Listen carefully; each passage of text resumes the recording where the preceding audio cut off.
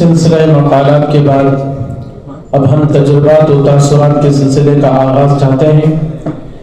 انشاءاللہ مختلف دینی، دعوتی اور اصلاحی اور روحانی میدانوں میں لگے ہوئے حضرات آپ کے سامنے اپنی اپنی فیلڈ اور اپنے میدان کے تجربات پیش فرمائیں گے۔ ان تجربات کی پیشی کا مقصد یہ ہے کہ ہم میں ایک طرف بہت سارے وہ فضلاء و فارغین و مستفیدین ہیں جو ایک طویل عرصے سے میدان عمل میں لگے ہوئے ہیں، مختلف و متنوع کام الحمدللہ بہت بہترین انداز سے انجام دے رہے ہیں اور اس کے بڑے عمدہ نتائج بھی ہمیں دیکھنے و سننے کو ملتے ہیں، اور ان حضرات کو اپنی فیلڈ کا اچھا خاصا تجربہ و اندازہ ہے۔ دوسری طرف ہم میں ایسے ابنائے جامعہ کی بھی ایک بڑی تعداد ہے جو ان میدانوں میں ابھی لگے ہیں یا انہیں اس سلسلے کا کوئی خاص تجربہ نہیں ہے، جس کی وجہ سے بعض دفعہ پریشانی بھی اٹھانی پڑتی ہے۔ لہذا یہ مناسب معلوم ہوا کہ کیوں نہ ہم ابنائے جامعہ کے تجربات و تاثرات آپس میں شیئر ہوں، ہمارے مابین ان کا مذاکرہ و تکرار ہو، تاکہ بعد والے پچھلوں کے تجربات و اندازوں سے فائدہ اٹھائیں اور کام و کاج میں آسانی و سہولت ہو اور نتائج و ثمرات میں بہتری، عمدگی اور پائیداری پیدا ہو۔ چنانچہ اسی مقصد سے گزشتہ سیمینار میں بھی بعض علماء کو کچھ خاص عناوین اس سلسلے میں دیے گئے تھے، اور اس مرتبہ بھی بعضوں کی خدمت میں کچھ منتخب عناوین دیے گئے ہیں۔ لہذا میں اب بغیر کسی تاخیر کے اس سلسلے کا آغاز کرنا چاہتا ہوں۔ اس سلسلے میں 3 حضرات علماء اپنے تجربات و تاثرات آپ حضرات کے سامنے پیش کریں گے، اور اس سلسلے کا پہلا عنوان ہے منصب امامت کی ذمہ داری۔ ہم میں بہت سارے حضرات علماء اپنے اپنے علاقوں کی ماشاءاللہ بڑی و اہم مساجد میں منصب امامت پر فائز ہیں۔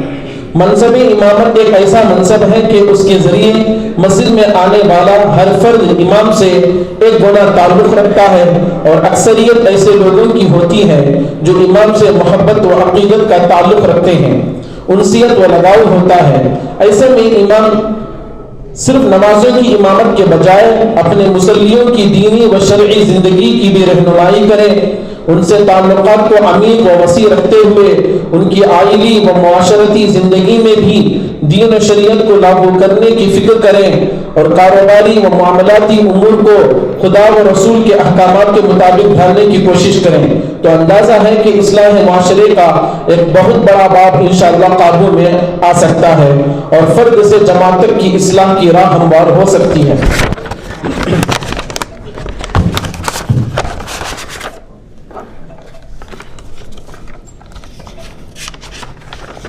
لہذا اس اہم عنوان پر اپنے تاثرات پیش کرنے کے لیے میں جامعہ کے قدیم فارغ مولانا مفتی محمد اسعد اللہ صاحب کولار کو دعوت دیتا ہوں۔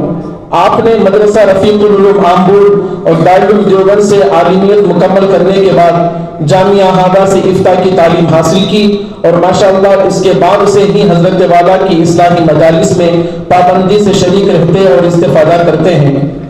ماشاءاللہ بڑے نیک و صالح اور خوش اخلاق شخصیت کے مالک ہیں۔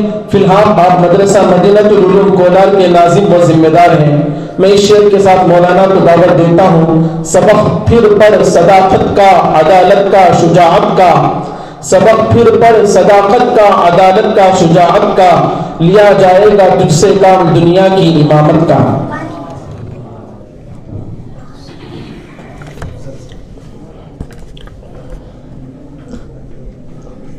السلام علیکم ورحمۃ اللہ وبرکاتہ۔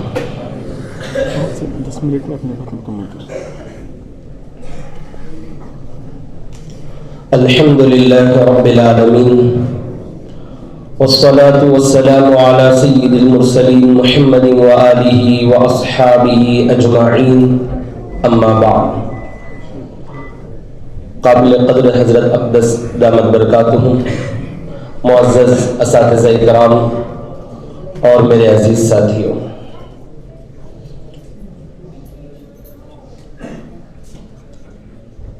میں آپ حضرات کی نظر میں ایک اجنبی کی حیثیت سے ہوں۔ صبح سے اجنبیت کا اظہار ہو رہا ہے، اس لیے کہ شعبہ افتاء میں جو ہمارے ساتھ شریک تھے ڈھونڈ کر بیزار ہو گیا ہوں، کوئی بھی نظر نہیں ہے۔ بعد میں اساتذہ کی طرف نظر کیا تو ہم کو جن اساتذہ نے پڑھایا تھا حضرت اقدس حضرت مفتی رفیق احمد صاحب دامت برکاتہم، حضرت مولانا محمد نعمان صاحب قاسمی دامت برکاتہم استاد دارالعلوم دیوبند، اور حضرت مفتی شفیق صاحب دامت برکاتہم، اساتذہ کی طرف نظر کیا تو اساتذہ بھی نظر نہیں آئے، لیکن بعد میں حضرت اقدس جن سے الحمدللہ میں نے کتاب پڑھی ہے، حضرت کے چہرے کو دیکھا تو تسلی ہوئی کہ حضرت کی شخصیت تو موجود ہے۔ تو الحمدللہ میں یہ میرے لیے بہت اعزاز کی بات ہے جو مجھے مضمون دیا گیا ہے۔ الحمدللہ تقریباً فراغت کے بعد سے لے کر 12 سال تقریباً ہوئے امامت میں لگا ہوں، اللہ کا احسان فضل و کرم ہے۔ کچھ باتیں ٹوٹی پھوٹی، ابھی اس سے پہلے جو مقالہ پیش ہوا حضرت الاستاذ مولانا صغیر احمد صاحب شریف برکاتہم کا، ان کے بعد مجھے لایا گیا ہے گویا سورج کو چراغ دکھانے کے مانند ہے، یعنی ناظم صاحب نے مجھے مشکل میں ڈال دیا ہے۔ تو خیر ٹوٹی پھوٹی جو بھی تیار کر کے آیا ہوں انشاءاللہ میں آپ کے سامنے پیش کرنے کی کوشش کروں گا۔ محترم عزیز دوستوں، امامت بہت ہی عظیم الشان، جلیل القدر، مبارک کام اور بڑی ذمہ داری کا عمل ہے۔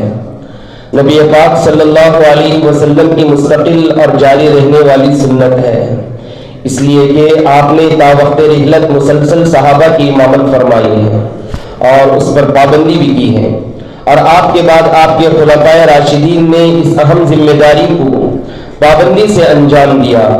اسی لیے امامت کی فضیلت و اہمیت اور اس کا مقام و مرتبہ احادیث اور آثار سے اور نبی پاک صلی اللہ علیہ وسلم اور خلفائے راشدین اور دیگر صحابہ کی اس عمل پر پابندی سے ثابت ہوتا ہے۔ اسلام میں امامت 2 طرح کی ہے، امامت کبریٰ، امامت صغریٰ۔ امامت کبریٰ کی متعلق کچھ تفصیل میں لکھ کر لایا تھا، لیکن حضرت صغیر احمد شریف دامت حضرت کے مقالے کے بعد میں اس کو چھوڑ رہا ہوں، میں آگے چلتا ہوں۔ امامت کبریٰ، امامت صغریٰ جو ہے جس کی تفسیر کی ضرورت نہیں ہے، امامت صغریٰ یعنی نماز کی امامت مشہور ہے۔ اس کی شکل یہ ہے کہ کوئی شخص اپنی نماز کو ایک ایسے امام کے ساتھ جوڑ دے جس میں وہ تمام شرطیں موجود ہوں جو امامت کے لیے ضروری ہے، اس کے ساتھ وہ قیام، رکوع، سجدہ، جلوس وغیرہ میں اس کی اقتداء اور پیروی کرے، اسی ربط و جوڑ کا نام امامت ہے۔ امامت کا حق کس کو ہے؟ فقہا نے قرآن حدیث کی روشنی میں اس کی صراحت فرمائی ہے کہ جو شخص فن قرات سے واقف ہو اور متقی ہو، اور اسی طرح اگر تقوی میں سب برابر ہو تو عمر کا لحاظ کیا جائے گا، پھر اخلاق، حسب، نسب کا لحاظ کیا جائے گا، اگر اس میں بھی سب برابر ہو تو پھر مقیم شخص سب سے زیادہ امامت کے لیے بہتر ہے۔ خلاصہ کلام یہ ہے کہ امامت کا حقدار وہ ہے جو احکام نماز سے واقف ہو، یعنی وہ جانتا ہو کہ کب نماز صحیح ہوگی، کب نماز کے اندر بگاڑ آئے گا، کب نماز فاسد ہوگی، کب نماز مکروہ ہوگی۔ مزید امامت کے اوصاف میں یہ بھی ہے کہ امام معرفت الہی سے آشنا ہو، امام لا یعنی باتوں سے پرہیز کرنے والا ہو، امام ہر برائی سے چشم پوشی کرنے والا ہو، آگے بڑھنے کی وجہ سے، آگے مسلح پر رہنے کی وجہ سے اپنے گناہوں پر رونے والا ہو، پچھلی خطاؤں اور بیکار کاموں اور کوتاہیوں پر نادم اور شرمندہ ہو، مقتدیوں سے اپنے آپ کو بڑا نہ سمجھے اور نہ کمتر کو اپنے سے اچھا سمجھے۔ جب اس کے متعلق ایسی بات کی جائے جو اس کے اندر ہو یا جس سے وہ بری ہو تو اپنے نفس کے لیے وہ غیرت میں مبتلا نہ ہو، لوگوں کی تعریف کا خواہاں نہ ہو اور نہ ہی ان کی مذمت کی پرواہ کرتا ہو، حلال روزی کھاتا ہو، کپڑے صاف ستھرے پہنتا ہو، لباس میں تواضع ہو، لوگوں کے رازوں کو افشا کرنے والا نہ ہو اور نہ ہی لوگوں کی برائی کرتا ہو۔ جب نماز پڑھنے کے لیے محراب میں جائے تو اس دھیان سے کھڑا ہو کہ وہ انبیاء اور سید المرسلین صلی اللہ علیہ وسلم کے خلفاء کی جگہ پر کھڑا ہے اور رب العالمین سے مناجات اور رازداری کر رہا ہے، اور اپنے پیچھے مقتدیوں کی نماز کی تکمیل کے متعلق تحری اور اجتہاد سے کام لے کہ مقتدی اس کے حوالے ہیں۔ لہذا مقتدیوں میں سب سے کمزور کی رعایت کرتے ہوئے ہلکی پھلکی نماز پڑھائیں، اپنے آپ کو ان سے بھی کمزور اور ان کی امامت کو باعث آزمائش سمجھیں، اور یہ خیال رکھیں کہ اللہ تعالیٰ خود اس کی اور اس کی مقتدیوں کی نماز کی ادائیگی کے متعلق سوال کرے گا، چونکہ امام اور مقتدی کے درمیان ایک پاکیزہ رشتہ ہوتا ہے، ایک روحانی رشتہ ہوتا ہے جو بے غرض اور بے لوث رشتہ ہوتا ہے۔ آج کل امام کے دل میں مقتدی سے متعلق نہ اس رشتے کا خیال ہے اور نہ ہی مقتدی کے دل میں امام سے متعلق اس رشتے کا خیال ہے۔ روزانہ 5 مرتبہ محلے کا مصلی نماز کے لیے مسجد آتا ہے، امام کی اتباع میں نماز ادا کرتا ہے، مہینوں بلکہ برسوں سے یہ سلسلہ جاری رہتا ہے، مگر نہ تو امام کو مقتدی کا تعارف ہے نہ ہی مقتدی کو امام کا تعارف ہے۔ دونوں برسوں سے ایک روحانی رشتے سے جڑے ہوئے ہیں، مگر دونوں کو بھی احساس نہیں ہے کہ ان کے درمیان کتنا گہرا رشتہ ہے، الا ماشاء اللہ۔ ضرورت اس بات کی ہے کہ امام صاحب اپنے تعلقات استوار کرے، مصافحہ کرے، خیر خیریت دریافت کرے، بیمار ہو تو ان کی عیادت کے لیے جائے، ان سے ان کا تعارف معلوم کرے، کیا نام ہے، کیا کام کرتے ہیں، کہاں رہتے ہیں، پھر اپنا تعارف پیش کرے، لیکن یاد رکھیں کہ یہ سب بے غرض ہو کر پوچھے، اچھی مقتدیوں سے اچھی بات کرے۔ امام کا مقتدیوں سے پہلے مرحلے میں اچھی بات کرنا امام اور مقتدیوں کے درمیان محبت قائم ہونے اور رہنے کا ذریعہ ہے۔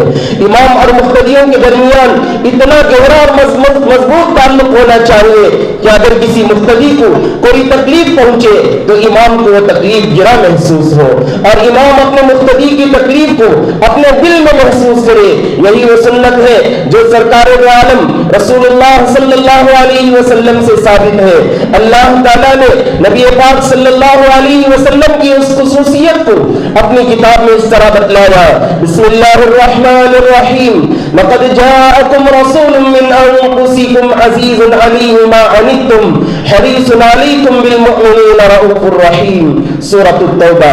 لوگوں، تمہارے پاس تم ہی میں سے ایک پیغمبر آئے ہیں، تمہاری تکلیف ان کو گرا معلوم ہوتی ہے اور وہ تمہاری بھلائی کے بہت خواہش مند ہے اور مؤمنوں پر نہایت شفقت کرنے والے ہیں، مہربان ہیں۔ اگر آج کا امام نبی پاک صلی اللہ علیہ وسلم کی اس اہم سنت کو اپنی زندگی میں پیدا کر لے گا تو یقیناً مدینہ منورہ کا پاکیزہ اور روحانی ماحول پیدا ہو جائے گا۔ امام کا میدان صرف محراب مسجد نہیں ہے، بلکہ امام کا میدان وہ سارا محلہ ہے جس محلے کی مسجد میں وہ امامت کرتا ہے، جس مسلح پر کھڑے ہو کر وہ امامت کے فرائض انجام دیتا ہے۔ یہی وہ مسلح ہے جس پر کھڑے ہو کر نبی اکرم صلی اللہ علیہ وسلم نے برسوں امامت فرمائی، اور آپ صلی اللہ علیہ وسلم کی امامت مسلح اور محراب تک محدود نہیں تھی، بلکہ آپ صلی اللہ علیہ وسلم کی امامت پورے سماج کو اپنے گھیرے اور دائرے میں لیے ہوئے ہوتی تھی۔ اس لیے امام کو چاہیے کہ محلے کے مظلوم کی حمایت کرے، مقامی جگہوں میں مصالحت کرے، محلے کے غیر مسلموں سے اپنے تعلقات کو بڑھائے، اخوت اسلامی کو فروغ دے، ایک صالح معاشرے کے قیام کی کوشش کرے۔ اور سب سے اہم بات امام کی یہ ہے کہ امام دینے کا مزاج پیدا کرے، لینے کا مزاج پیدا نہ کرے۔ امام دینے کا مزاج پیدا کرے گا تو لوگ اس کی عزت کریں گے، اگر امام لینے کا مزاج پیدا کرے گا تو وہ سور لوگوں کی عزت کرنی پڑے گی۔ استغنا کی عظیم صفت کو اپنے اندر ملحوظ رکھے، مسلمانوں کے باہمی مسائل کی فکر کرے، مقتدیوں سے اللہ کے لیے محبت کرے، امام حق گوئی کو اپنائے، ایثار اور احسان سے کام لے، مقتدیوں کے درمیان جوڑ پیدا کرے، محلے میں محبت اور الفت کا ماحول پیدا کرے، صبر و تحمل سے کام لے، اور اسی طرح بغض اور کینے سے گریز کرے، لڑائی جھگڑے گالی گلوچ سے بچے، تکلف اور تسنع سے بچے، معاملات صاف شفاف رکھے، بے رخاپن نہ اپنائے، اپنے مقتدیوں کو اسلامی وضاقتہ اختیار کرنے کی ترغیب دیتا رہے، اپنے مقتدیوں کو دین علم کے حصول کی ترغیب دیتا رہے، ممبر و محراب کی طاقت کو سمجھے، حق گوئی کے ساتھ اتحاد و اتفاق کی تعلیم دے، مسجد میں امامت کے ساتھ ساتھ درس قرآن درس حدیث کا سلسلہ جاری رکھے، چھوٹے بچوں کے لیے مکتب کا قیام عمل میں لائے، اگر کسی دوسری ذمہ داری میں نہیں ہو خود مکتب کی ذمہ داری سنبھالے، منظم مکتب چلانے کی کوشش کرے، اس لیے کہ موجودہ زمانے میں لوگوں کے اندر مکتب اور دینی تعلیم کی کوئی اہمیت نہیں ہے۔ دنیا کی تعلیم کے لیے لوگ بہت جدوجہد کرتے ہیں، اسکول کے ساتھ ٹیوشن کا انتظام، پھر آن لائن کلاسز کا انتظام وغیرہ، قرآن سیکھنے کے لیے آدھا یا پاؤ گھنٹہ کسی مولانا یا حافظ صاحب کو گھر بلا لیا اور خوش ہو رہے ہیں کہ ہم بچوں کو قرآن بھی پڑھا رہے ہیں، جبکہ اس سے فائدے کے بجائے زیادہ نقصان محسوس ہوا ہے۔ اگر مسجد کے امام اپنی ذمہ داری سمجھ کر مسجد میں بچوں کے لیے بہترین تعلیم کا انتظام کریں گے، اس نقصان سے بچا جا سکتا ہے۔ اس کا ایک اور فائدہ یہ ہوگا، جو علماء حفاظ ٹیوشن کے نام پر گھر گھر جا کر پڑھانے کا دھندا بنائے ہوئے ہیں، ان کو مکتب میں پڑھانے کا موقع ملے گا اور یہ غیر شرعی کام سے وہ بچ جائیں گے۔ جہاں مکتب اچھے اور منظم انداز میں چلتا ہے، وہاں بچوں کی کثرت کو دیکھا گیا ہے۔ نیز تعلیم بالغان کا انتظام کرے، جو کہ وقت کی اہم ضرورت ہے، خصوصاً بعد نماز عشاء نوجوانوں کا ایک بڑا طبقہ بیکار وقت ضائع کر رہا ہوتا ہے، ہوٹلوں میں چوراہوں میں گپ شپ کرتے ہوئے، موبائل کے اندر وقت ضائع کرتے ہوئے، گیم کھیلتے ہوئے، نشاور چیزوں کا استعمال تو اب عام ہو گیا ہے، جس کی روک تھام کی ذمہ داری مسجد کے امام صاحب کی ہوتی ہے۔ اس لیے تعلیم بالغان کا انتظام کرے، اسی کے ساتھ ساتھ مسجد کے متصل اپنے مکان میں یا کسی اور جگہ جہاں پردے کی مکمل پابندی ہو، تعلیم نسوان کا انتظام کرے اور وہاں پر ان کو پاکی طہارت کے مسائل، اولاد کی تربیت، کالج کی بچیاں ہیں تو پردے کے ساتھ اپنی تعلیم کو کیسے جاری رکھنا ہے وغیرہ چیزوں کی تعلیم کا انتظام کیا جائے۔ ہو سکے تو ہفتے میں ایک مرتبہ یا 15 دن میں ایک مرتبہ مستورات کا اجتماع رکھ کر ان کی ذہن سازی کی جائے۔ غیر شرعی رسوم و رواج جیسے شادی کے موقع پر ہلدی، شکرانہ، مہندی کی رسم، نکاح کے بعد جلوہ، ولیمے میں اسراف، فضول خرچی، بے حیائی کے کام، برتھ ڈے کا پروگرام، بچیوں کو کان چھیدنے کا رسم، بچی بالغہ ہوئی تو اس کا رسم، ایسے فضول اور بیکار کاموں، اس کے علاوہ کئی ایسے رسوم و رواج ہیں جس کے کرنے والی اکثر مستورات ہوا کرتی ہیں، ان کو بند کرنے کے لیے مستورات کو ترغیب دیتے رہے۔ اور خاص کر آج کے معاشرے کے اندر موجودہ حالات کے اندر سنگا جو کہ سود کی ایک قسم ہے اور وہ صرف عورتوں کو دیا جاتا ہے، اس کی روک تھام کے لیے جو ہو سکتا ہے اس کے بارے میں فکر کرنا یہ بھی امام مسجد کی ذمہ داری ہوتی ہے۔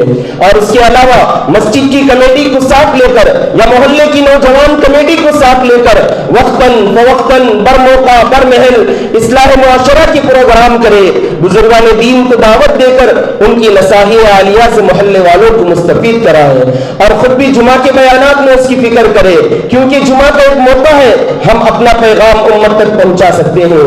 ہفتے میں ایک مرتبہ مجلس مسائل کا اہتمام کرے جس میں موجودہ زمانے کی جدید تعلیم یافتہ طبقے کے سوالات کے تشفی بخش جوابات دیے جائے اور نئے فتنے جو وجود ہو رہا ہے اور ہمارے نوجوان اس میں گھستے جا رہے ہیں اور اپنے ایمان کو خطرے میں ڈال رہے ہیں، ایسے نوجوانوں کی خاص فکر کرے اور ان کو سمجھا کر اللہ والوں سے ان کا تعلق مضبوط کرائے، جس کی ایک آسان شکل یہ ہے کہ ہمارے حضرت اقدس دامت برکاتہم کی ماہانہ مجلس میں لانے کی ترتیب بنائے۔ شہر والے ہیں تو ہفتہ واری مجلس جو بیدواری میں ہوتی ہے اس میں ساتھ لا کر ان کے دلوں کو بنانے کی فکر کرے، جب جا کر یہ کامیاب امام ہم بن سکتے ہیں۔ یہ چند سطور تھے جس کی ذمہ داری اختر کو دی گئی تھی، اللہ کے فضل و کرم سے اور حضرت اقدس دامت برکاتہم کی توجہ سے ترتیب دے کر آپ کے گوش گزار کیا ہو۔ اللہ تعالیٰ سے دعا فرمائے اللہ ہم سب کو ان باتوں پر عمل کرنے کی توفیق عطا فرمائے اور یہ کامیاب امام بننے کی اللہ تعالیٰ ہمیں توفیق عطا فرمائے۔ آخر میں حضرت اقدس دامت برکاتہم کا بہت ہی شکر گزار ہوں، آپ نے توجہ فرمائی اور مجھ جیسے حقیر فقیر افکر کو اس ذمہ داری کو سونپا۔ اللہ تعالیٰ حضرت کے سایہ عاطفت کو صحت اور عافیت کے ساتھ اللہ ہم پر دیر قائم و دائم رکھے، آمین وآخر دعوانا الحمدللہ رب العالمین۔ جزاکم اللہ خیرا واحسن الجزا۔ ماشاءاللہ مولانا نے اپنے تجربات کی روشنی میں امامت کے فرائض اور اس کی ذمہ داریوں پر ضروری گفتگو فرمائی اور ایک امام کے لیے دائرہ کار کی وسعت کیا ہو سکتی ہے اور کیا کیا میدان عمل ہو سکتے ہیں ان کی جانب اشارہ فرمایا۔ اللہ مولانا کو اجر جزیل نصیب فرمائے۔ تاثرات کے اس سلسلے میں 2 تاثرات یا 2 عناوین ہمارے باقی ہیں، اس کے بعد انشاءاللہ اسی جلسہ گاہ میں نماز ظہر ادا کی جائے گی اور ظہر سے فارغ ہونے کے بعد جو ماحضر ہے اس کے لیے ہم سب یہاں سے رخ کریں گے انشاءاللہ۔ اس کے بعد مغرب کی نماز کے بعد 2 بیانات انشاءاللہ ہمارے سامنے ہوں گے۔ ایک ہمارے اس سیمینار کے مہمان خصوصی حضرت مولانا خالد بیگ صاحب ندوی دامت برکاتہم جو تشریف لائیں گے، اور آخری بیان انشاءاللہ حضرت کا کلیدی خطاب ہوگا، اس سے ہم انشاءاللہ استفادہ فرمائیں گے۔ تاثرات و تجربات کی پیشی میں دوسرا عنوان امت کے نوجوانوں سے متعلق ہے۔ ہر قوم کا نوجوان طبقہ اس قوم و ملت کا مستقبل اور امید کی کرن ہوتا ہے، لہٰذا نونہالان امت مسلمہ کے اندر جس قدر ایمان کی پائیداری، علم کی پختگی، عمل کی پاکیزگی اور فکر و خیال کی بلندی اور شعور و احساس کی مضبوطی ہوگی، اسی قدر ملت اسلامیہ کا مستقبل روشن و تابناک ہوگا۔ اس لیے خاص طور پر ہمارے جد و جہد کا میدان امت کے نوجوان بھی ہونے چاہیے، تو انشاءاللہ بہتر مستقبل کی امید کی جا سکتی ہے۔ لیکن باستثناء قلیل عام طور پر یہ بات دیکھنے کو ملتی ہے کہ مسلمان نوجوانوں کی حالت ابتر سے ابتر بنتی جا رہی ہے۔ ایک طرف یہ ہے تو دوسری جانب باطل اپنے حملوں کا شکار انہی کو بنانے میں لگا ہے۔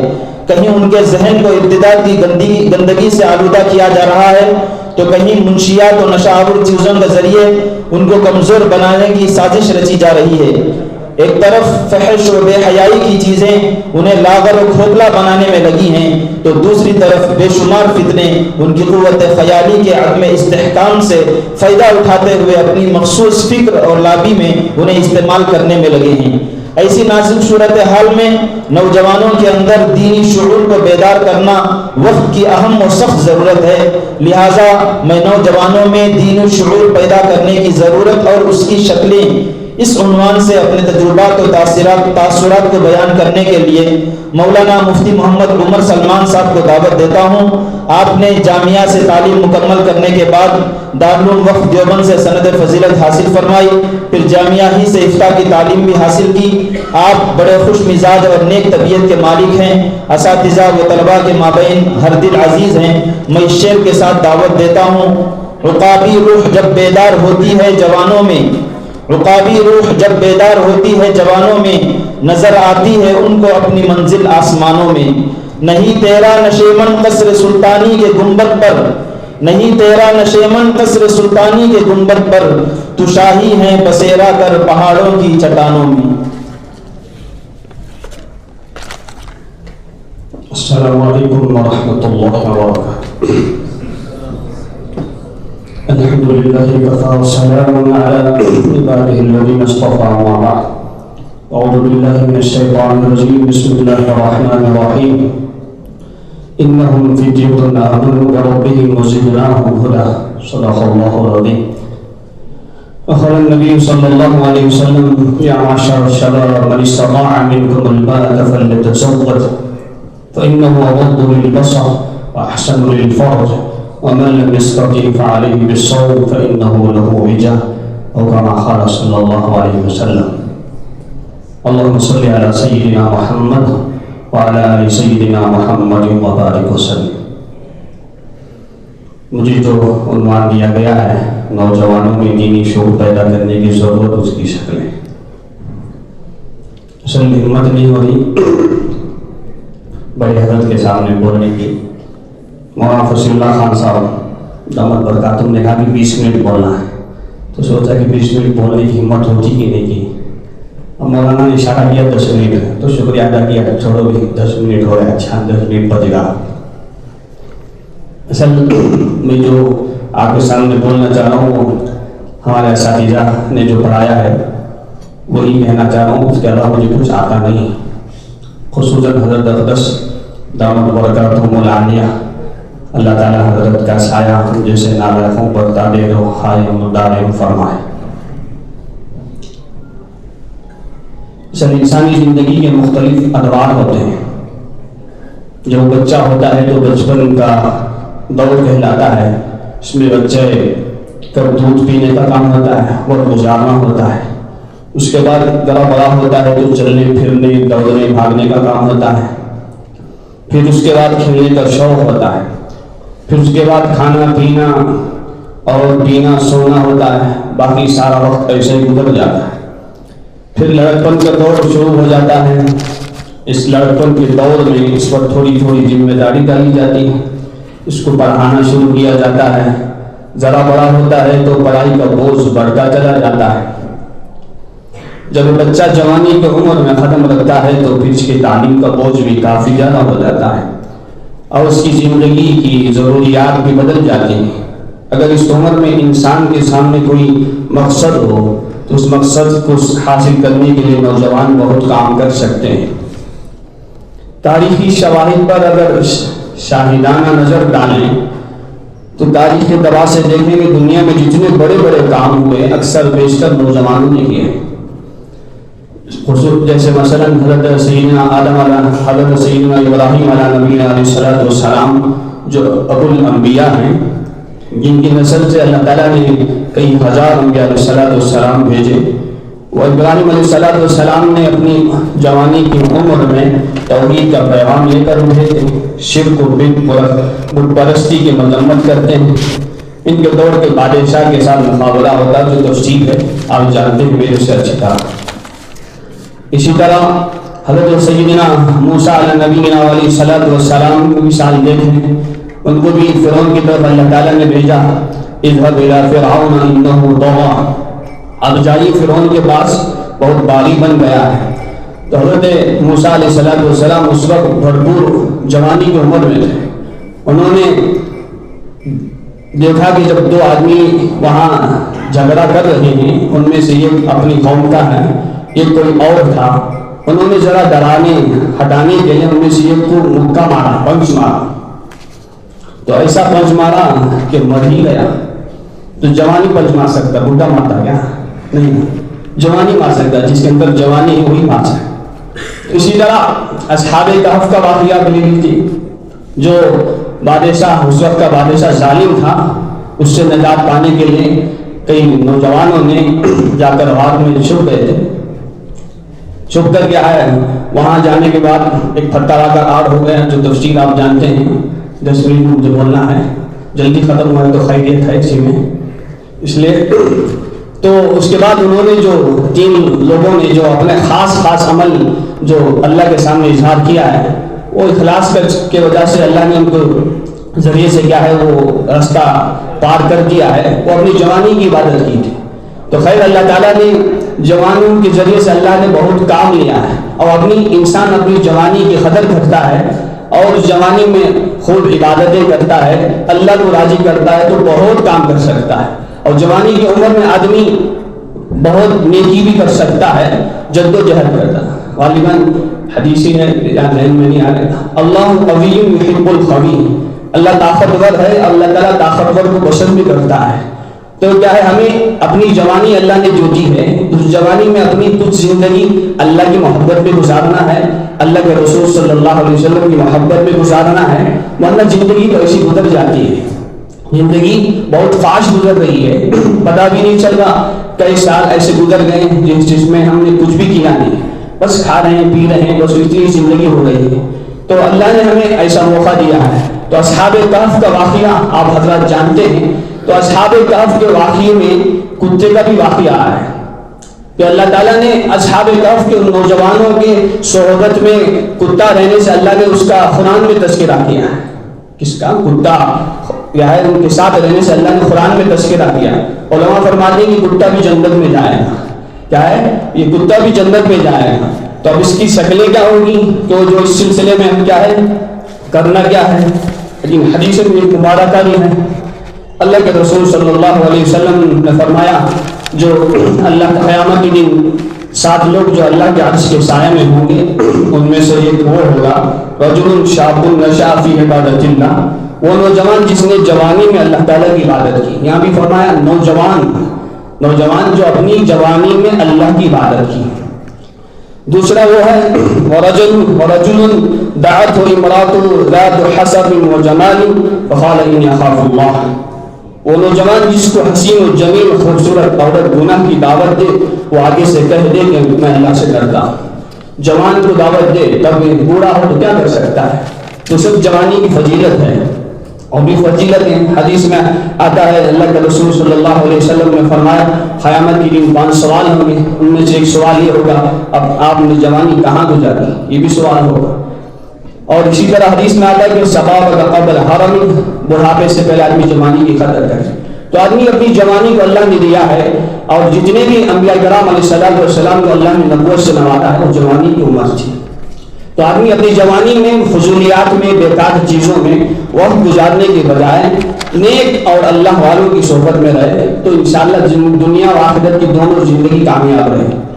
اور اس کی شکلیں میرے ذہن میں جو آئی اللہ نے اپنے فضل سے ڈالا ہے اس کے آپ کے سامنے پیش کروں گا. دعا کرے اللہ کرے اس پر سب سے پہلے مجھے عمل کی توفیق عطا فرمائے. اس سے سب سے پہلے جو سب سے افضل اور میرے نزدیک آسان بھی ہے وہ یہ ہے کہ اللہ والوں کی صحبت اختیار کرنا ہے. اس کی شکل کیا ہے؟ اللہ والوں کی آپ صحبت اختیار کریں تو انسان بنتا ہے. جیسے حضرت تھانوی نور اللہ مرحبا کے بارے میں حضرت اقدس دامت برکاتہم سے کئی مرتبہ سنا ہے. حضرت فرمایا کرتے تھے کہ کوئی میرے پاس انسان بننا ہے تو آئے. کوئی انسان بنانا حضرت انسان بنانے کے لیے کہتے تھے. تو انسان بننا ہے تو حضرت تھانوی رحمۃ اللہ علیہ پر جاتے تھے. ولی بننا الگ بات ہے کہ انسان کے لیے حضرت فرمایا کرتے تھے. خیر اللہ نے قرآن مجید میں فرمایا یا ایھا الذین آمنوا اتقوا اللہ وکونوا مع الصادقین, ایمان والو اللہ تعالیٰ سے ڈرو اور سچوں کے ساتھ رہو. اس آیت کریمہ میں عام مسلمانوں کو تقوی کے لیے ہدایت فرمائی گئی. وکونوا مع الصادقین میں اس طرح اشارہ ہے کہ صفت تقوی حاصل ہونے کا طریقہ صالحین و صادقین کی صحبت ہے, اور عمل میں اس کی موافقت ہے جس کا ظاہر و باطن یکساں ہو. کیا فرما رہی؟ ظاہر بھی یکساں ہو, باطن بھی یکساں ہو, نیت ارادے کا بھی سچا ہو, قول کا بھی سچا ہو, عمل کا بھی سچا ہو. عمل کا بھی معرف القرآن میں حضرت مفتی شفیع صاحب نور اللہ مرحبا نے لکھا ہے.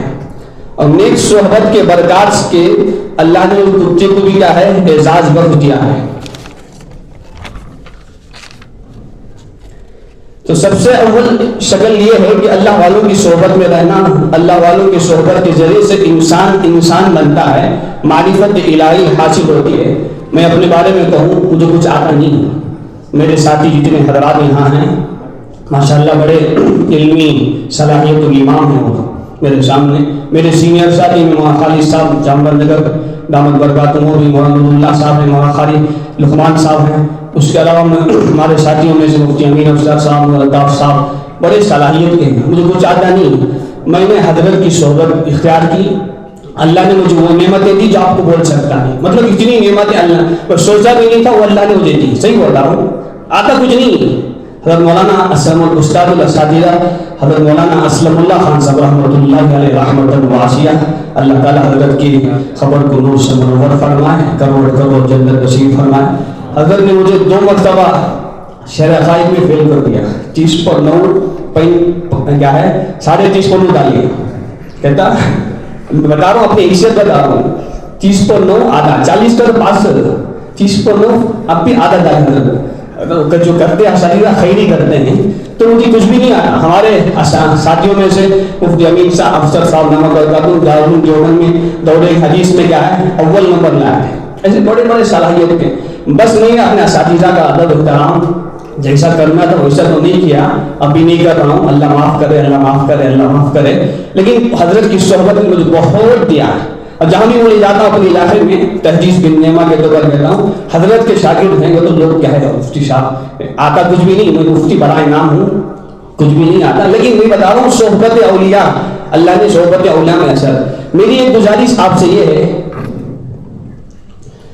میری گزارش آپ حضرات سے یہ ہے, کیا ہو گیا 10 منٹ ہو گئے بول رہی ہے.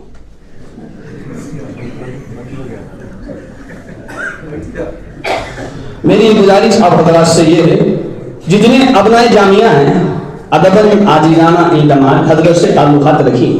اللہ نے میرا جیسا شیخ دیا ہے ہر اعتبار سے, ظاہری اعتبار سے جتنا بھی علم آپ بتائیں وقت نہیں ہے, ہر اعتبار سے دیا. آپ کو کیا حضرت سے تعلقات رکھنا چاہیے اور اس کے علاوہ ماہانہ مجلس میں آنا چاہیے. میں الحمدللہ تحدیث ملنا میں اگر توبہ کر رہا ہوں. نصیب پور جو یہاں سے 150 کلومیٹر ہے وہاں سے تقریباً 10 لوگ ہر مہینہ آتے ہیں, نوجوان آتے ہیں. آپ عالم دین ہیں، آپ حضرت سے پڑھے ہوئے ہیں، پڑھنے کے باوجود ہم حضرت کی صحبت اختیار نہ کریں، جیسے کہتے ہیں نا گھر کی مرغی دال برابر، ایسا ہو گیا. معافی چاہتا ہوں. تو حضرت کی بھی ایسی بڑی شخصیت ہے، آپ مانا ہے بلیور والے ہفتہ واری مجلس پہ جاتے ہیں تو الگ بات ہے. تو خیر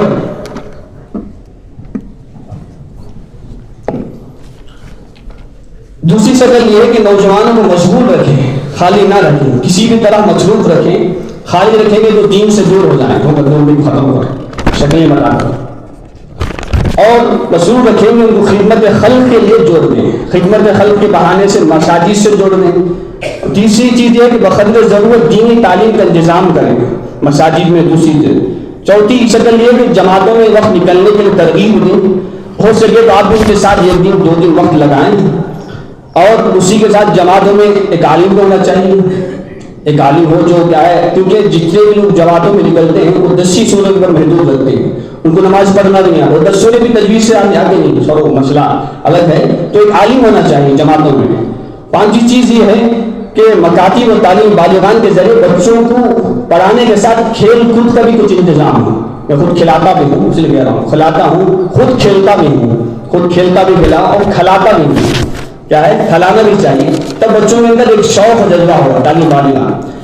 اور چھٹی چیز یہ ہے کہ ہفتہ واری یا جیسی بھی ضرورت ہو نوجوانوں کے گھروں کے پاس جائیں، ان کے احوال پوچھیں کیا حال ہے، ان کے گھر میں یا کسی گھر میں بیٹھ کر جا کر دیکھیں کیا بھی حال ہے. آپ بتائیں تو خود گھر والا بتائے گھر میں یہ مسئلے ہیں، آپ کسی طرح اس کو حل کرنے کی کوشش کریں، اپنے وسعت کے مطابق کوشش کیجیے، باقی اللہ کرنے والا ہے.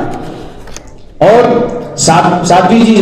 آٹھویں چیز یہ ہے جو فلسطین کا جو مسئلہ چل رہا ہے اس میں حضرت شیخ احمد یاسین صاحب شہید رحمۃ اللہ علیہ جو فلسطین کے بڑے قائد گزرے ہیں، جنہوں نے نوجوانوں کو ہر طرح کی تربیت کی، تو ان کے اندر دینی حمیت و غیرت پیدا فرمائی، جس کا نتیجہ آج حماس الخصام کے جسے آپ نظر آ گئے، وہ انہی کا نتیجہ ہے. انہوں نے ان جوانوں پر خوب محنت کی، حمیت و غیرت، ایمان کیا ہے وغیرہ وغیرہ تفصیل کے ساتھ محنت کی. ہمارے نمونہ ہے. دیکھو 3 مہینے مستقل کیا ہے، جنگ ہونے کے باوجود بندہ ہارنے کو تیار نہیں ہے. میں کہتا ہوں کہ سامنے منافق ہوں، اب وہ الگ ہم لوگ امامہ جبہ پہنے ہیں، ہمارا ایمان کیسا ہے سب اپنے دامن میں جھانکی معلوم ہوتا ہے. تو ان لوگوں کا ایمان کیسا پختہ ہے، باپ مر رہا ہے، بیٹی مر رہی ہے، بیوی مر رہی ہے، شہید پر شہید، خاندان سے خاندان شہید ہو رہا ہے، پھر کہہ رہے اللہ میں تجھ سے راضی ہوں. کیا کہہ رہے ہیں اللہ. اب میرے پر کچھ حالات آ گئے، گھر کے حالات میں پریشان ہو جاتا ہوں، سوچو لوگوں کے حالات. تو ہم بھی اس ایسے کیا ہے اپنے نوجوانوں کو تیار کر سکتے ہیں. اور جیسا کہ دوستوں کو بھی غور کریں، وہ دوستی کس سے کر رہا ہے، کیونکہ نوجوان بڑی قیمتی سرمایہ ہے. آج کے نوجوان بہت چالاک ہیں، بس ان کو صحیح محض پر لے کر جانا ہے. اللہ تبارک و تعالیٰ مجھے اور آپ کو اور باتیں کی وقت ہو گیا. اللہ کا شکر ہے کہ آپ حضرات سے بولنے میں کچھ کمی بیشی ہو تو معافی چاہتا ہوں. خصوصاً حضرت اقدس دامت برکاتہم اور استاد الاساتذہ مولانا صغیر احمد صاحب دامت برکاتہم، مولانا آصف صاحب دامت برکاتہم میرے اساتذہ ویسے ہیں. میری بولنے میں کچھ کمی پیشی ہو، یہ بولنے میں زور سے بولنے میں کچھ کمی پیشی ہو، ادب کا شیخ کا ادب ہے، یہ بھی ادب احترام کرنا ہے، ان کے شیخ کے آواز سے بلند بھی نہیں کہنا ہے. بہرحال آپ حضرات سب علوم کے ماہر ہیں، مجھے آتا نہیں ہے، اس میں کچھ کمی پیشی ہو تو معافی چاہتا ہوں. اس میں لکھنے میں بولنے میں کچھ کمی پیشی ہوتا میں تمام سے گزارش کرتا ہوں اس کی اصلاح فرمائیں، دعا فرمائیں. اللہ تعالیٰ مجھے آخری سانس تک حضرت کی صحبت میں رہ کر استقامت اخلاص کے ساتھ اپنی اصلاح کرتے ہوئے آخری سانس تک ان اللہ والوں کی صحبت میں رہتے ہوئے وتوفنا مسلمین میں اللہ مجھے شامل فرمائیں. وآخر دعوانا الحمدللہ رب العالمین.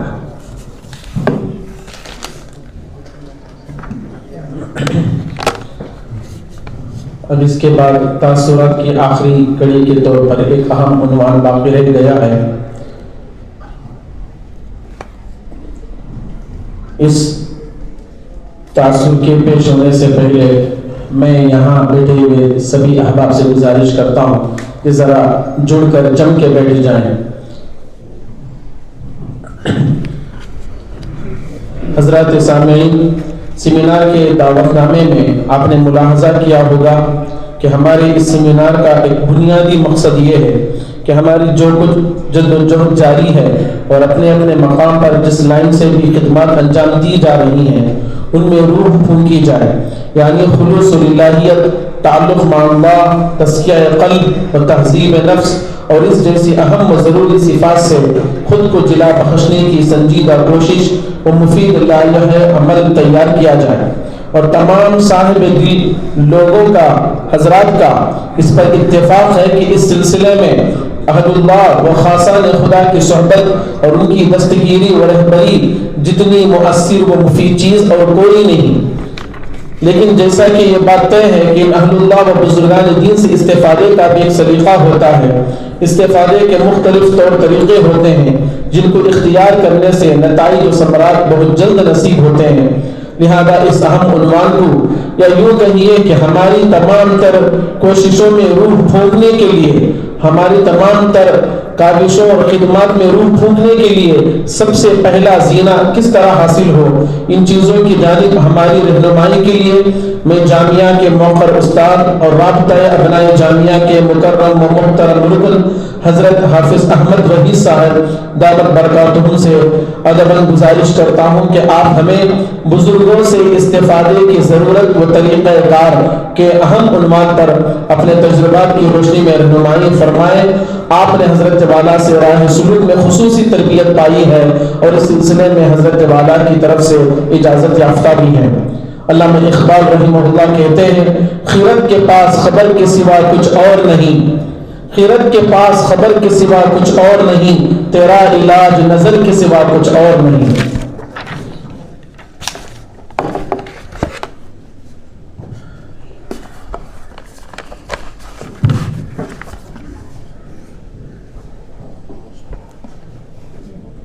نحمده ونصلي على رسوله الكريم اما بعد۔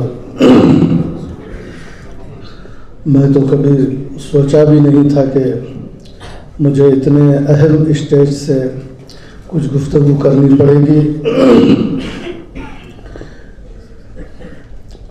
لیکن یہ بہت اچھا ہوا کہ ابنائے جامعہ کا ایک نظام بنا، کچھ ابنا نے دیگر جو جامعہ سے دور ہیں ان کو جوڑنے کی کوشش کی، اور انہوں نے یہ بھی طے کیا، اب نام نہیں لوں گا، خاص خاص احباب کی ابنا میں سے ہی خواہش تھی کہ میں کچھ آپ حضرات کے سامنے کہوں، پھر اس بات کو انہوں نے حضرت والا کے سامنے بھی پیش کیا تو حضرت نے بھی کچھ انکار نہیں کیا، سکوت فرمایا، تو اب ان کو بھی ایک خاموش دلیل مل گئی۔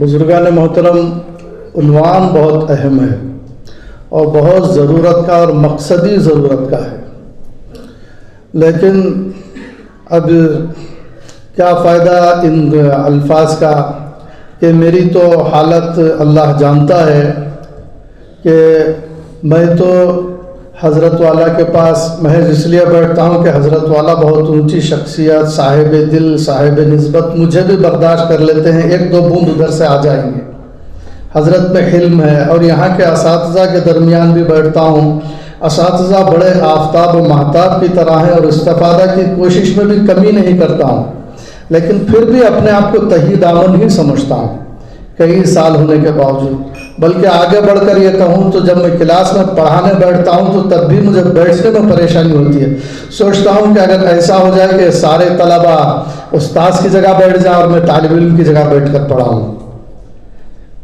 لیکن دنیا کا ایک نظام ہے، سسٹم ہے، استاذ کی جگہ بیٹھے گا، استاذ کی طرح بیٹھے گا، استاذ کی طرح گفتگو کرے گا، لیکن دل کی صورتحال تو ایسی ہے، اور میں نے تیاری بھی کرنے کی کوشش کی لیکن کچھ زیادہ اس میں لکھ نہیں سکا، تاکہ اگر زبانی طور پر کتنے بڑے اسٹیج سے بولتے وقت اگر کچھ پریشانی محسوس ہوئی تو دیکھ کر کم از کم پڑھ لوں۔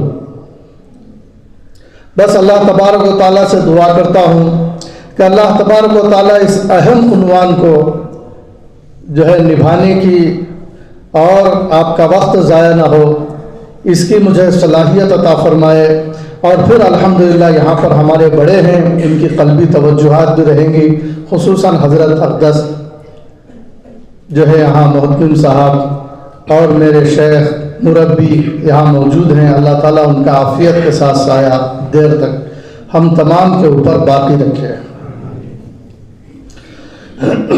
بزرگان محترم، دین پورے کا پورا دین بعض اجزاء پر ہے، وہ سارے اجزاء پر اگر عمل ہوگا تو پھر مکمل طور پر نتیجہ اس کا نکلے گا۔ کسی شعبے پر عمل کریں گے، کسی شعبے پر عمل نہیں کریں گے تو پھر جیسا نتیجہ انسان کے سامنے آنا ہے ویسا نتیجہ نہیں آ سکتا۔ بریانی میں کچھ چیزیں ہیں، کچھ چیزیں نہیں ہیں، تو پھر بریانی خوشبو نہیں دے سکتی اور وہ لذت نہیں دے سکتی جو چیز اس کے اندر ہونا چاہیے۔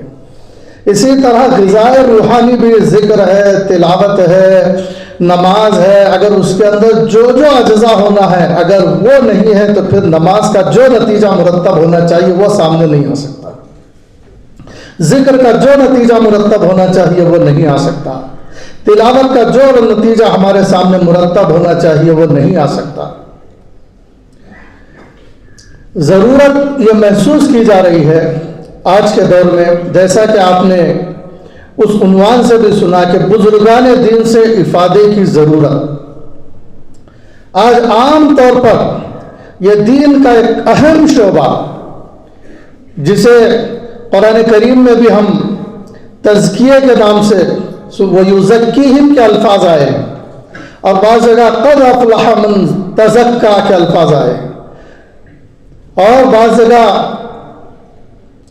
قَدْ أَفْلَحَ مَنْ زَكَّاهَا وَقَدْ خَابَ مَنْ دَسَّاهَا، اور جب ہم احادیث پڑھتے ہیں تو احسان کے الفاظ سے اسے تعبیر کیا گیا ہے۔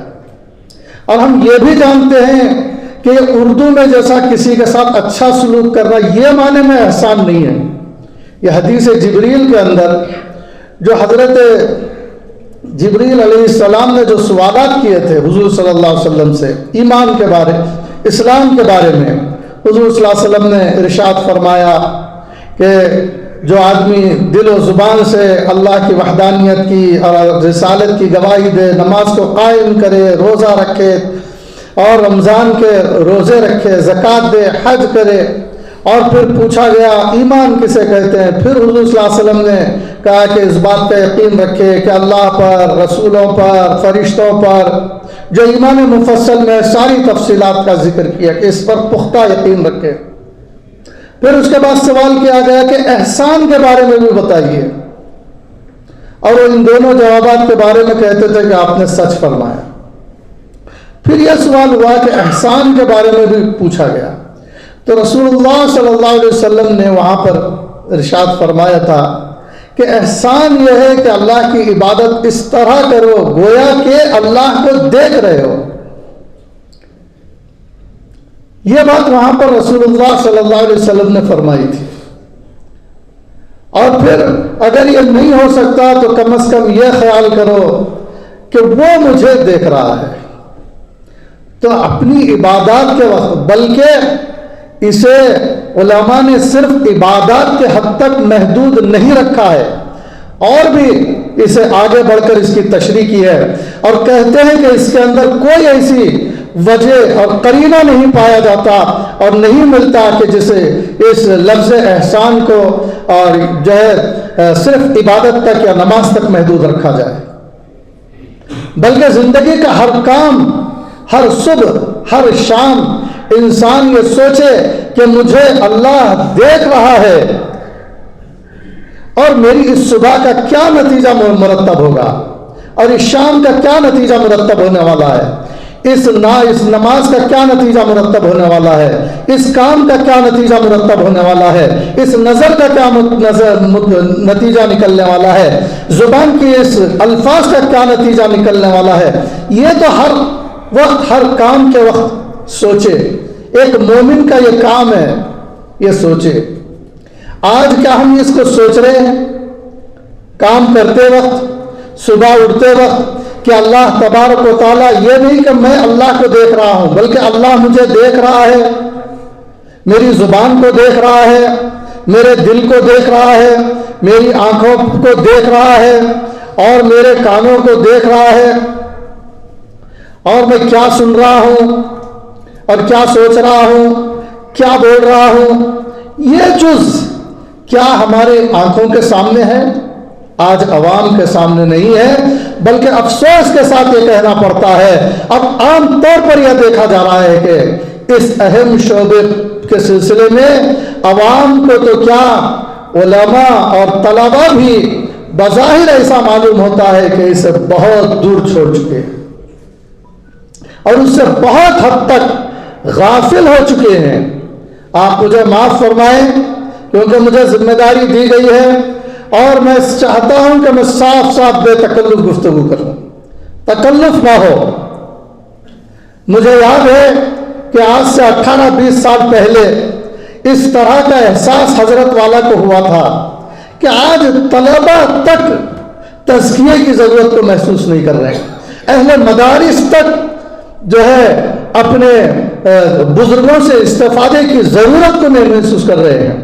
تو حضرت نے اس موقع پر ایک کتاب لکھی تھی، آپ حضرات کو معلوم ہوگی، اس کا ایک ایک حرف لے کر پڑھیے، شفاء القلوب۔ اس میں حضرت والے نے یہ بات اچھی طرح واضح کرنی اور دلائل کے ساتھ واضح کرنے کی کوشش کی ہے کہ یہ شعبہ بھی ہمارے لیے کتنا اہم اور دین سے اس کا کتنا گہرا تعلق ہے۔ اور اسی طرح آپ کے علم میں یہ کتاب بھی ہوگی، تحفۃ السالک کے نام سے حضرت نے، جو ماہانہ مجلس میں بھی اعلان ہوتا رہتا ہے، اس کتاب کو بھی مرتب کیا تھا۔ اس میں بھی یہی حضرت کا درد پوشیدہ تھا کہ اس کتاب کے ذریعے مکمل طور پر بات پہنچا دی جائے، کیونکہ بعض دفعہ تقریر کرتے وقت چٹھی آتی ہے کہ 10 منٹ ہو گئے، 15 منٹ ہو گئے، کتاب لکھتے جب کوئی چٹھی نہیں آتی۔ کتاب میں پوری بات لکھی جا سکتی ہے اور قاری پڑھنے والا پوری بات ٹھنڈے دماغ سے اپنے فرصت میں بیٹھ کر اس کو سمجھ لیتا ہے۔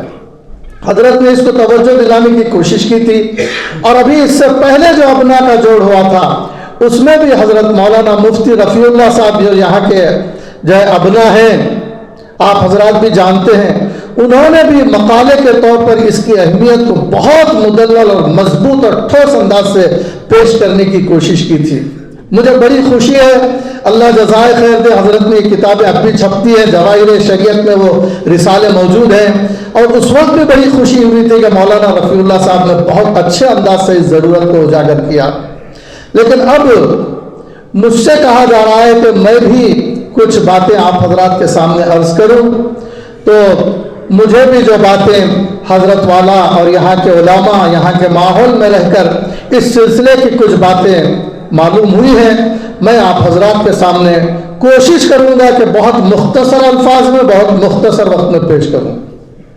اللہ کرے کہ یہ مفید ہو، ہمارے لیے نتیجہ خیز ہو، ہمارے اندر ایک مقدس تبدیلی کا ذریعہ بنے اور ہمیں بے غفلت سے باہر آنے کے راستے ہموار کرے۔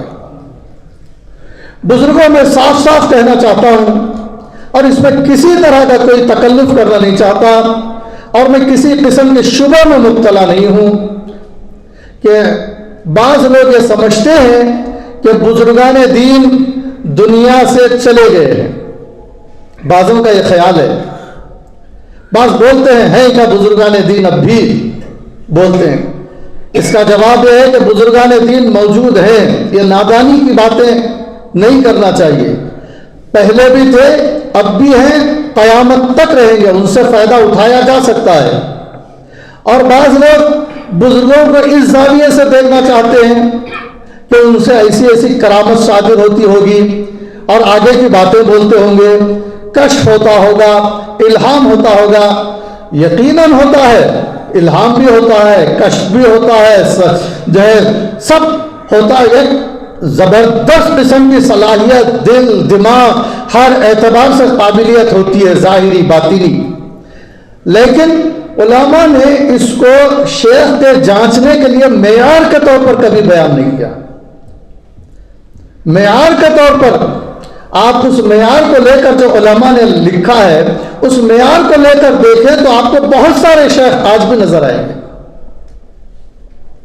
شیخ وہ نہیں ہو سکتا، بعض لوگ یہ سمجھتے ہیں مشائخ کے پاس علم نہیں ہوتا، اب ہم علماء کیسے بیٹھیں گے ان کے پاس؟ یہ بات بالکل غلط ہے، ایسا نہیں ہے۔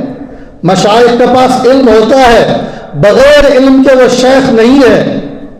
ہاں ایسا کہہ سکتے ہیں کہ بعض لوگ باقاعدہ مدرسے میں پڑھ کر محدث بنتے ہیں، مفسر بنتے ہیں، مفتی بنتے ہیں، اور جن کو یہ موقع نہیں ملتا وہ بھی علماء سے استفادہ کرتے ہیں، مفتیان اکرام کی کتابوں سے استفادہ کرتے ہیں، تفاسیر سے استفادہ کرتے ہیں، اور اپنے مجہولات کو معلوم کرتے ہیں، وہ بھی نگرانی میں مطالعہ کرتے ہیں، منتخب کتابوں کا جو ہے مطالعہ کرتے ہیں۔ یہ بات غلط ہے، ایسا نہیں ہو سکتا۔ ہاں اگر کوئی آدمی جو اصطلاحی طور پر عالم نہیں ہے اس شیخ سے جڑنا نہ چاہے یہ الگ بات ہے۔ ایسے مشائخ موجود ہیں جو اصطلاحی طور پر عالم ہیں، فاضل ہیں، مفتی ہیں، محدث ہیں، مفسر ہیں، جیسے حضرت والے کی ذات یہاں موجود ہے، اور اس طرح بہت سارے مشائخ موجود ہیں۔ لیکن صرف یہ غلط فہمی دور کرنا چاہتا ہوں کہ جو ہے مشائخ بے علم نہیں ہوا کرتے۔ کوئی طالب علم اگر کسی کو ایسے شیخ سے جو ہے مناسبت ہو رہی ہے جو بظاہر عالم، اصطلاحی عالم نہیں ہے، تو وہ تکلف نہ کرے، عالم ہو، مفتی ہو، محدث ہو، بخاری شریف پڑھاتے ہو، جا کر ان سے استفادہ کر سکتے ہیں، انشاءاللہ آپ ان کو شیخ پائیں گے۔ اور اسی طرح بعض لوگ یہ سمجھتے ہیں کہ مشائخ کی یہ دلیل ہے کہ ان کے پاس بہت علم ہوتا ہے، یقیناً ہوتا ہے، لیکن صرف علم کا ہونا دلیل نہیں ہے شیخ ہونے کی۔ ورنہ جو حضرت گنگوہی کے پاس کیا علم کی کمی تھی؟ کیا حضرت نانوتوی رحمۃ اللہ علیہ کے پاس علم کی کمی تھی؟ امام راضی پہنچے ہیں، اور اسی طرح حضرت حکیم الامت تھانوی نور اللہ مرقدہ حاجی امداد اللہ مہاجر مکی کے پاس پہنچے۔ کس لیے پہنچے تھے؟ اپنے قلوب کی اصلاح کے لیے، اپنے باطن کی اصلاح کے لیے وہ پہنچے تھے ان کی خدمت میں۔ یہ لوگ علم والے تھے، یہ سمجھ سکتے تھے کہ ہم قرآن اچھی طرح سمجھتے ہیں، حدیث سمجھتے ہیں، پڑھاتے ہیں، یہ بھی خیال ہوتا ہے۔ بعض لوگ یہاں تک کہہ جاتے ہیں کہ حضور صلی اللہ علیہ وسلم کی جو ذمہ داریاں دی گئی تھی وہ یعلمہم الکتاب یتلو علیہم آیا، کہ آیت قرآن کریم کی آیتیں پڑھ کر سنانا، کہتے ہیں کہ اس سے مراد مدرسوں میں یہ کام ہو رہا ہے، ناظرہ پڑھایا جا رہا ہے، حفظ کرایا جا رہا ہے۔ وَيُعَلِّمُهُمُ الْكِتَابَ وَالْحِكْمَةَ وَيُزَكِّيهِمْ، اور جو ہے بچوں کو عالم بنایا جا رہا ہے، تفسیر پڑھائی جا رہی ہے، اور جو ہے دورہ کرایا جا رہا ہے، حدیث پڑھائی جا رہی ہے، اور جو ہے یہ جب مکمل ہوگا تو تزکیہ خود بخود ہو جائے گا۔ میرا ایسے حضرات سے سوال ہے کہ وہ یزکیہم بول کر الگ سے کیوں اسے جو ہے اس کو نقل کیا گیا بیچ میں واو لا کر؟ تو معلوم ہوتا ہے کہ یتلو علیہم وہ الگ ہے، وَيُعَلِّمُهُمُ الْكِتَابَ وَالْحِكْمَةَ وہ مستقل چیز ہے، وَيُزَكِّيهِمْ وہ مستقل چیز ہے۔ اللہ کے نبی صلی اللہ علیہ وسلم سے صحابہ الفاظ بھی سیکھتے تھے اور اس کے معانی و مفاہیم بھی سیکھتے تھے کہ وَيُعَلِّمُهُمُ الْكِتَابَ وَالْحِكْمَةَ، اور اس کے علاوہ حضور صلی اللہ علیہ وسلم اپنی صحبت سے انہیں مشرف کرتے تھے، ان کو بیٹھنے کا موقع دیتے تھے۔ جب نہ صحابہ میں سے کوئی سوال کرتا تھا نہ رسول اللہ صلی اللہ علیہ وسلم جواب بھی دے رہے ہیں، بعض دفعہ تو خاموش بیٹھے ہوئے ہیں، صحابہ بھی بیٹھے ہوئے ہیں، اور پھر جو حضور صلی اللہ علیہ وسلم بھی بیٹھے ہوئے ہیں۔ یہ چیز کیا ہے؟ یہ تو خود رسول اللہ، اور پھر ان کو جو صحابہ کیوں کہا جاتا ہے؟ اگر اس کے بعد ایک منٹ کی بھی اگر حضور صلی اللہ علیہ وسلم سے صحبت میسر ہو جائے اور ان کے پاس بیٹھنا نصیب ہو جائے تو پھر وہ صحابی ہے، اور اس کے بعد والا آدمی کتنا بھی بڑا ہو تو صحابیت کے مقام کو تو نہیں پہنچ سکتا۔ تو بعض لوگ اس طرح کہتے ہیں کہ جو ہم عالم ہیں ہمیں ضرورت نہیں ہے۔ میں سمجھتا ہوں کہ ایسے احباب کو معلوم ہی نہیں کہ بزرگان دین کسے کہتے ہیں۔ پہلے یہ بتانا پڑے گا کہ بزرگان دین کسے کہتے ہیں، اور پھر جو بزرگان دین سے کیا ملتا ہے، تاکہ جذبہ پیدا ہو کہ وہ چیز لینے کے لیے ہم ان کے پاس جائیں، اور یہ بتایا جائے کہ بزرگان دین کون ہے، تاکہ بزرگان دین کو پہچاننے میں دھوکہ نہ لگے۔ اس لیے کہ میں اور آگے کہتا ہوں، اگر کوئی آدمی صوفیانہ انداز کی گفتگو کرتا ہے تزکیے کی گفتگو کرتا ہے، اخلاص کی گفتگو کرتا ہے، گناہوں سے کو چھوڑنے کی بات بھی کرتا ہے، ایسی باتیں بھی کرتا ہے، لیکن اگر وہ حقیقت میں شیخ نہیں ہے تو پھر وہ شیخ نہیں ہے۔ ایسی باتیں کرنے کی، بعض لوگ دین کی باتیں کر کے سمجھتے ہیں ہم بڑے نیک ہو گئے، کیونکہ باتیں کر رہے ہیں۔ باتیں نیکی کی کر لینا نیکی میں نیک بن جانا نہیں ہے، اور تصوف کی باتیں، تصوف کی کتابیں پڑھ کر بیان کرنا بھی جو ہے شیخ ہونے کی کوئی دلیل نہیں ہے۔ شیخ تو شیخ ہی ہے۔ شیخ کون ہے؟ اب اسے کیسے الفاظ میں لایا جائے؟ وہ ایک حالت کا نام ہے، ایک کیفیت کا نام ہے، ایک تعلق محلہ کی صورت کا نام ہے، لیکن اس کے ظاہری علامات تو کتابوں میں لکھی ہوئی ہے کہ ایسا آدمی جو ظاہری اعتبار سے بھی شریعت کا پابند ہو، شرکیہ باتیں اس کے اندر نہ پائی جاتے ہو، بدعت و رسومات نہ پائی جاتے ہو، شریعت کے خلاف خلیہ نہ ہو، اور پھر اسی طرح جو ہے اسے اس کے پاس بیٹھنے سے دنیا کی محبت کم ہوتی ہو، اسی لیے کہ دنیا کے عہدوں، دنیا کے منصبوں، دنیا کی چیزوں کا لالچ رکھنے والا بھی کوئی شیخ نہیں ہو سکتا۔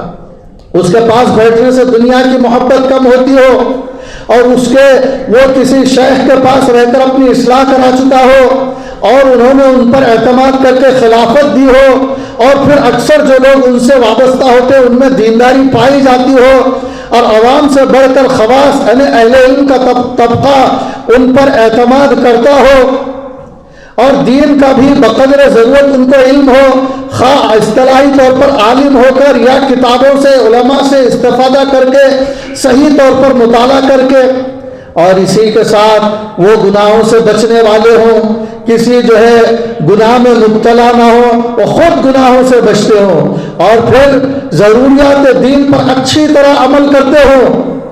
ایسا نہیں کہ وہ خود بے عمل ہیں، علم بھی ہو، اب تو جو ہے گناہوں سے بچنے والے بھی ہوں۔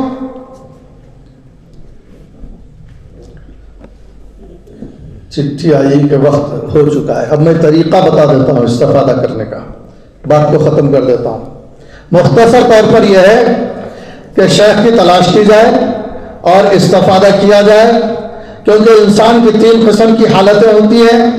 ایک حالت کو امارہ کہتے ہیں، نفس امارہ۔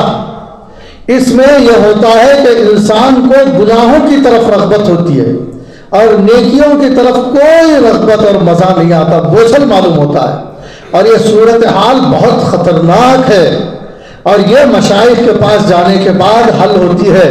مشائخ کی خدمت میں پہنچے اور اپنی اس صورتحال کی اطلاع کرے، پہلا کام یہ ہے۔ بہت سے لوگ مشائخ کے پاس رہتے ہیں، میں حضرت کے پاس اتنے سال گزارا ہوں، دسترخوان میں ہی لگاتا تھا، میں ایسا کرتا تھا، میں ان کے یہ بستر لگاتا تھا، میں سفر میں رہا کرتا تھا۔ نہیں، بعض دفعہ دیکھا جاتا ہے کہ 10 سال ہو جاتے ہیں، ان میں تبدیلی نہیں آتی، آنکھوں سے آنکھیں ملی، دل سے دل نہ ملا، عمر بھر ناؤ پہ رہے، ساحل نہ ملا۔ ایسا رہنے سے کچھ فائدہ نہیں، دل سے دل ملا کر رہیے، اپنے حالات کی اطلاع کیجئے کہ میری یہ صورتحال ہے، میری یہ صورتحال ہے، اور اس کے بعد اس کا وہ جواب دینے میں تکلف نہیں کریں گے، وہ جواب دیں گے، اس بات کا جواب دیں گے، اس کا بھرپور اتباع کرے، بہت خوش ہو جائے اس پر کہ میں میری حالت کو رکھ سکا۔ شیطان رکھنے نہیں دیتا حالت، شرم آتی ہے انسان کو، وہ شیطانی شرم ہوتی ہے، شیطانی شرم کو چھوڑ کر رحمانی شرم کو اختیار کرتے ہوئے رکھنا چاہیے۔ اس کے بعد جب نسخہ تجویز کرے بہت خوش ہونا چاہیے، بہت شکر گزار ہونا چاہیے، اور اس پر عمل کرنا چاہیے۔ وہ معمولی بات نہیں ہوتی، مریض روحانی کا دماغ جا ہی نہیں سکتا وہاں تک، وہ بات اللہ تبارک و تعالیٰ ان کی زبان سے نکلواتے ہیں، زبان سے نکلوائے یا کوئی اور طریقہ ہو۔ میں نے حضرت سے پوچھا تھا کہ حضرت کہ 2 باتیں پوچھی تھی کہ بعض اطباء جسمانی بعض امراض میں جواب دے دیتے ہیں، کیا اطباء روحانی بھی جواب دے دیتے ہیں؟ حضرت نے کہا یہاں کسی مریض روحانی کو جواب نہیں دیا جاتا، کیونکہ دراصل بظاہر شیخ طبیب روحانی ہے، اصل میں اس راہ کا طبیب تو اللہ ہے۔ اور دوسرا سوال میں نے یہ کیا تھا کہ شیخ کے پاس جب حالت رکھی جاتی ہے تو کیا وہ دعا کرتا ہے؟ یہ سوال بہت پہلے میں نے کیا تھا تو حضرت نے اس حساب سے اس وقت صرف اتنا جواب دیا تھا کہ ہاں دعا بھی کرتا ہے. تو اس سے پتہ چلتا ہے صرف دعا ہی نہیں، جب جو چاہے دعا کرنے کی ضرورت پڑے کہ اس کو اس مرض سے نکالنے کے لیے دعا کی جائے تو دعا بھی کریں گے، جواب دیں تو جواب بھی دیں گے، مراقبہ کرانا چاہے تو مراقبہ بھی کرائیں گے، یعنی تو سینے پر ہاتھ رکھ دینا ہے تو ہاتھ بھی رکھ دیں گے. کچھ بھی ان کے حساب سے جو اس وقت ہوگا، لیکن اسے شفا ہوگی یا اس کے اوپر خود کوئی ذمہ داری ڈالی جائے کہ یہ کام تم کو کرنا ہے پابندی سے، تو ان کاموں کو خوشی سے اختیار کرے. اور تیسرا کام، کبھی اس راستے میں بدگمان نہ ہو شیخ سے، کیا بھائی میں کیا سوچ کر آیا تھا، یہ کیا بول دیے. کبھی طبیعت پر بھار ہو، وہ تکلف نہیں کرتے. بھائی اب جو کام لگائے ہیں اصلاح کے لیے، ہو سکتا ہے کہ بعض دفعہ ڈاکٹر کہے کہ یہ دوا، پھر کیا کڑوی دوا دے دی. ارے میٹھی دوا میں تیرا علاج نہیں رہا تو کڑوی دوا ہی دیں گے. ارے بھائی میں اس بات کو بول دیا اور ڈانٹ دیے، اس بات کو بول دیا نکال دیے. حضرت تھانوی نے خواجہ عزیز الحسن مجذوب صاحب سے کو نکال دیا تھا، لیکن خواجہ صاحب کی تو عجیب حالت تھی، عشقی حالت. انہوں نے تو اس پر بھی ایک شعر کہا تھا، وہ در نہ کھولیں گے میں در نہ چھوڑوں گا، وہ در نہ کھولیں گے میں در نہ چھوڑوں گا، حکومت اپنی اپنی ہے کہیں ان کی کہیں میری. کیا دلچسپ انداز سے اس واقعے کو بھی پیش کیا ہے. تو یہ بات ہوتی ہے، بدگمان نہ ہو، کبھی بدگمان نہ ہو. کیا بھی ایسا کچھ بھی کہیں. اور پھر بعض دفعہ طرح طرح کی باتیں، بات کو ختم کرتا ہوں. چوتھی بات اس کے اندر یہ ہے کہ شیخ سے ٹوٹ کر محبت رکھے، ایسی محبت رکھے جیسے بچہ اپنے باپ سے محبت رکھتا ہے. بچہ کبھی چاہے گا کہ باپ بوڑھا بھی ہو جائے تو کیا بولے گا کبھی کہ جب میرے باپ دنیا سے چلے جائیں؟ وہ تو یہ دعا کرے گا کہ ابا کی صحت ہو جائے، ابا کی عمر دراز ہو جائے. کبھی نہیں چاہے گا، کیونکہ معلوم ہے کہ ابا کے سانس چلنے تک بھی اسے فائدہ ہے ہر وقت، اگرچہ کہ وہ کتنا بھی ضعف ان پر طاری ہو. ایسی محبت رکھے کہ جیسے بچہ اپنے باپ سے محبت کرتا ہے، بلکہ ایسی محبت کرے جیسے اس شاگرد اپنے استاد سے محبت رکھتا ہے. ایسا رشتہ رکھے. شاگرد کبھی چھوڑے گا استاد کو؟ جو اس کا محسن ہے، اس کی جہالت کو اس نے علم سے بدل دیا، پڑھ کر جانے کے بعد بھی آتا رہے گا، اور دنیا سے استاد چلا گیا تو قبر پوچھے گا کہ کہاں ہے مجھے میرے استاد کے قبر کی زیارت کرنا ہے. اس طرح یہ بھی ایک باپ اور شیخ استاد کے درجے میں ہوتے ہیں. ان کا کام یہ ہے کہ جو احوال نبی ہم کو حاصل نہیں ہے وہ احوال تک ہم کو لے جاتے ہیں، نفس امارہ کو لوامہ تک پہنچاتے ہیں. نفس لوامہ کون سا ہے؟ وہ ہمیشہ اعتراض اور ملامت کرتا ہے کہ تم نے فلاں گناہ کیوں کیا. یہ شیخ کی برکت ہوتی ہے، یہ بھی بہت غنیمت ہے. اور فلاں عبادت انجام تو دی لیکن اس میں اخلاص ہی نہیں تھا، فلاں عبادت کی لیکن تم نے سنتیں چھوڑ دی. یہ نفس لوامہ ہوتا ہے. یہ بھی منزل نہیں ہے، آگے بڑھنا ہے. جب وہ حالت ہوتی ہے کہ یہاں سے بھی آگے بڑھنے کے بعد شیخ اسے وہاں تک پہنچاتے ہیں جب اس کی حالت نفس مطمئنہ کی ہو جاتی ہے، جسے اس قلب کی حالت کو مطمئنہ کہتے ہیں. تب وہ جو ہے اسے شیطان بہکانے میں بہت پریشان ہو جاتا ہے، بلکہ ایسے آدمی کا وجود شیطان کے اوپر بڑا گراں گزرتا ہے کہ کیسا آدمی ہے، میں بہکاتے بہکاتے ہار جاتا ہوں. وہ راضی ہو جاتا ہے، بلکہ وہ اللہ کی جو ہے وہ شکر اور حمد بجا لاتا ہے کہ آپ نے فلاں چیزیں ناجائز قرار دی، بہت اچھا ہوا، وہ ناجائز ہونی تھی. اے اللہ میں آپ بڑے رحیم اور رحمان تھے کہ ایسی چیزیں ناجائز تھی، ناجائز ہونی تھی. یہ ہوتی حالت. اور یہ چیزیں جو آپ نے مقرر کی ہیں، فرض کیا ہے، واجب کیا ہے، ان کو تو واجب ہی ہونا چاہیے، اس پر بھی آپ کا شکر ادا کرتا ہوں. یہ صورتحال ہوتی ہے. یہ اس وقت کیا ہوتا ہے، کیسی حالت ہوتی ہے، کیا تعلق ہوتا ہے، کیا احسانی کیفیت کسے بولتے ہیں، کیسا انسان کے دل کے اندر وہ جو ہے اللہ پر اعتماد ہوتا ہے، اس کا اور اللہ کا کیا معاملہ ہوتا ہے. موقع بھی نہیں ہے، گنجائش بھی نہیں ہے، لیکن آپ لوگ عقل مند ہیں، سمجھدار ہیں، لیکن اس کی ضرورت کو محسوس کیجئے. اگر اب محسوس نہیں کریں گے تو آخری بات میں یہ کہتا ہوں کہ دنیا سے جاتے وقت ہر آدمی محسوس کر سکتا ہے، جب محسوس کرنے سے کوئی فائدہ نہیں. جب فرشتے نظر آئیں گے تو ہم میں سے ہر ایک محسوس کرے گا क्योंकि फरिश्ता ये नारा लेकर आना चाहिए कि या अय्यतुहन नफ्सुल मुतमइन्ना इरजिई इला रब्बिकी राज़ियतन मर्ज़िया फदखुली फी इबादी वदखुली जन्नती। हम शायद इसको अब ना समझ सके, लेकिन मौत के वक्त इसकी कितनी ज़रूरत है दुनिया से जाने वाला हर आदमी समझ सकता है। अल्लाह ताला मुझे भी हम सबको भी नसीब और मुयस्सर फरमाए। ये उस वक्त कहा जाएगा जब नफ्स मुतमइन्ना होगा। अगर नफ्स मुतमइन्ना नहीं होगा, खुदा न करे 100 बार न करे, अगर वो आदमी नफ्स अम्मारा का होगा तो पता नहीं क्या कहेगा, फरिश्ता कहेगा है खबीस रूह। अगर ऐसा कहा गया तो वही आदमी की क्या हालत होगी वो तो दुनिया से जाने वाला ही समझ सकता है। काफ़ी देर हो गई, माजरत करता हूँ, इरादा भी नहीं था, लेकिन जो है ये अपना का मामला है और सब अपना घर है, घर में आदमी बोल सकता है और कोई भूल चूक भी जो है उसे मोहब्बत की नज़र से देखा जाए तो वो भूल चूक भी नहीं जो है लगती। बस ये चंद बातों को मैंने जो हमारे असातिज़ा की क़ल्बी तवज्जुहात हमारी तरफ होंगी, उनकी दुआएं उनके नतीजा है। अल्लाह ताला इन असातिज़ा को, मशाइख को हमारे सरों पर सेहत व आफियत के साथ बाकी व कायम रखे, हमें इस्तिफ़ादा की तौफीक और हिम्मत अता फरमाए। ऐसे असातिज़ा, ऐसी किताबें, ऐसा इदारा और ऐसे मशाइख और हज़रत जैसे और भी दुनिया में मौजूद हैं जिससे मुनासबत हो जाए, लेकिन कोई पीछे ना रहें। ऐसे लोग मिलने के बावजूद भी हम इस दीन के अहम शोबे से महरूम रहें और दुनिया से जाते वक्त ऐसा ना जाएं जैसा जाना चाहिए। जैसे कि अल्लाह ताला ने फरमाया, या अय्युहल्लज़ीना आमनुत्तक़ुल्लाह हक़्क़ तुक़ातिही वला तमूतुन्ना इल्ला व अंतुम मुस्लिमून व आखिरु दावाना अनिल हम्दुलिल्लाहि रब्बिल आलमीन। जज़ाकुमुल्लाहु खैरन व अहसनल जज़ा। अल्लाह तबारक व तआला हम सब की जानिब से हज़रत मौसूफ को अजर जज़ील से नवाजें। हज़रत ने जिस दर्द, कर्ब और तड़प का इजहार फरमाया और बुजुर्गों से इस्तिफादे की अहमियत और उसके तरीक़ेकार पर जो कलाम फरमाया और खुलकर कलाम फरमाया, अल्लाह तबारक व तआला मुझे भी और हम सबको इन तमाम चीज़ों पर गौर व फिक्र के साथ, संजीदगी के साथ समझने की तौफीक अता फरमाएँ और अपनी ज़िंदगी को एहसानी सिफत के साथ मुत्तसिफ करने की तौफीक अता फरमाएँ। हज़रत के कलाम के एक एक लफ्ज़ और एक एक जुमले को पल्लू से बांधे रखने और अमली जमा पहनाने की तौफीक अता फरमाएँ।